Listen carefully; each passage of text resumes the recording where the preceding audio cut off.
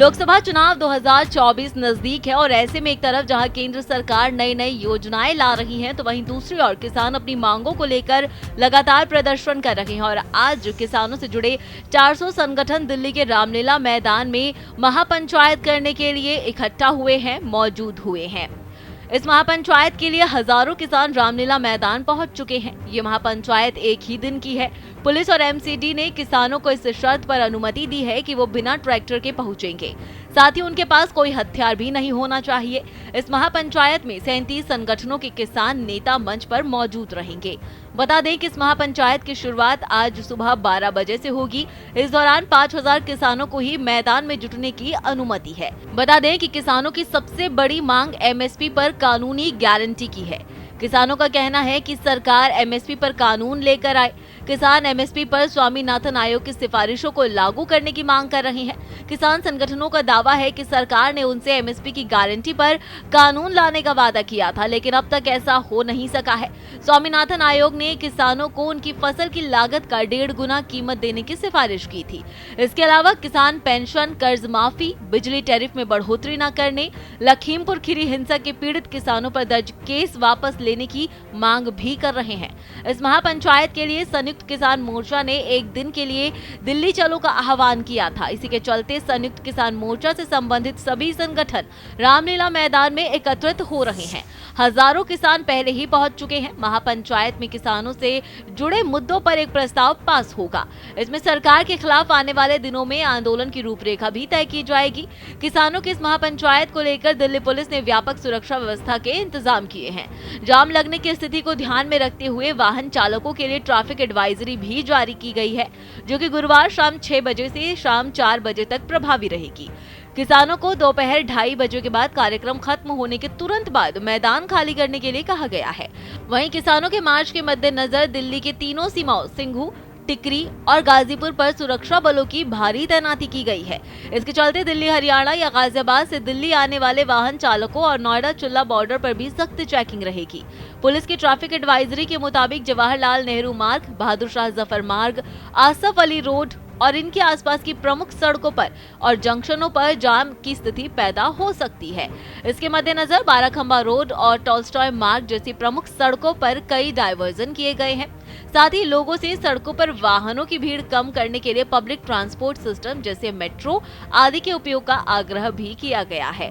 इसके अलावा एयरपोर्ट और रेलवे स्टेशन जाने वाले लोगों से समय से पहले घरों से निकलने को भी एडवाइजरी में कहा गया है। एसकेएम नेता दर्शन पाल ने बताया था कि पंजाब के किसान बड़ी संख्या में महापंचायत में भाग लेने के लिए उत्सुक है। महापंचायत शांतिपूर्ण होगी। देश के विभिन्न हिस्सों से किसान ट्रैक्टर ट्रॉलियों के बजाय बसों और ट्रेनों से दिल्ली जाएंगे। हमारी मांगे पूरी होने तक हमारा संघर्ष जारी रहेगा। सुनिए उन्होंने और क्या कुछ कहा। संयुक्त किसान मोर्चा जो लगातार जब से दिल्ली आंदोलन से हम गए हैं, तब से संयुक्त किसान मोर्चा ने 2-3 बातें की हैं।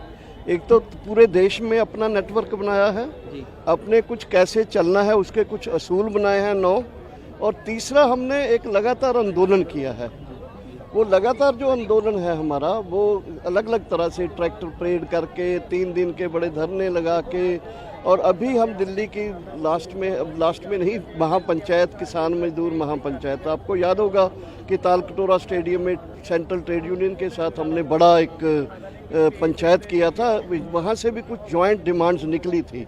तो आज की किसान मजदूर महापंचायत जो है, ये इसलिए है कि देश के लोगों को हम बता दें कि जिस बीजेपी ने हमें वादा किया था कि हम ये, वो वादे से तो मुकरी है।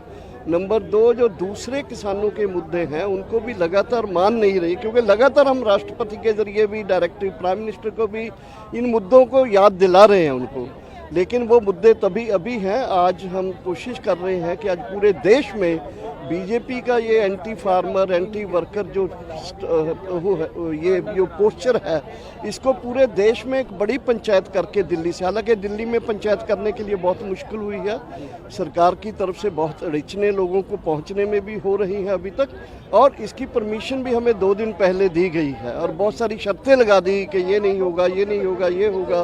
तो इस पूरी चीज़ की हम निंदा भी करते हैं।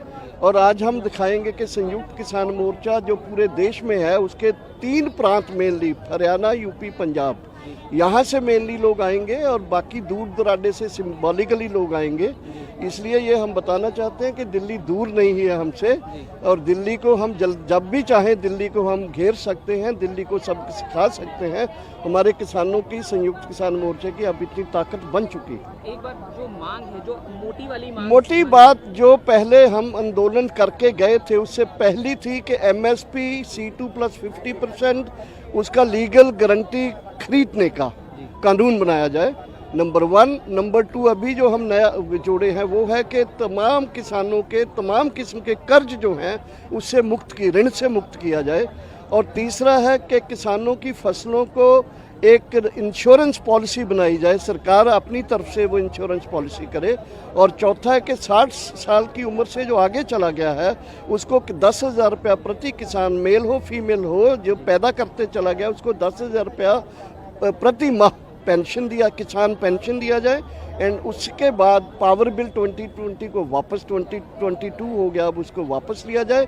अजय मिशन टेनी को गिरफ्तार किया जाए एंड जो हमारे ऊपर केसेस हैं उनको खत्म किया जाए। सर जो परमिशन है वो आपकी तरफ से हम जानना चाहेंगे, कैसे, कितने बजे तक, कितने बजे से कितने बजे तक? बल्कि ये बड़ा देखिए 11 बजे से 3 बजे तक, 3 बजे के बाद कोई रहेगा नहीं।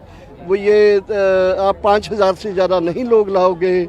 और रात भी जो हमारे लोग ट्रेन से उतरे या दूसरे उतरे उनको लगातार घेरा गया, रोका गया, स्टेशन पर लोगों को मजबूर आना पड़ा। ये तो लोग जब आके थोड़ा प्रोटेस्ट करने लगे तब ये लोग थोड़ा पीछे हटे। सर एक बार कैमरे पर परिचय और हम जानना चाहेंगे। मैं डॉक्टर दर्शन पाल हूँ, संयुक्त किसान मोर्चे का कोऑर्डिनेशन कमेटी जो है उसका मेंबर हूँ, सेक्रेटरीट जो है संयुक्त किसान मोर्चे का उसका मेंबर हूँ, क्रांतिकारी किसान यूनियन का अध्यक्ष हूँ।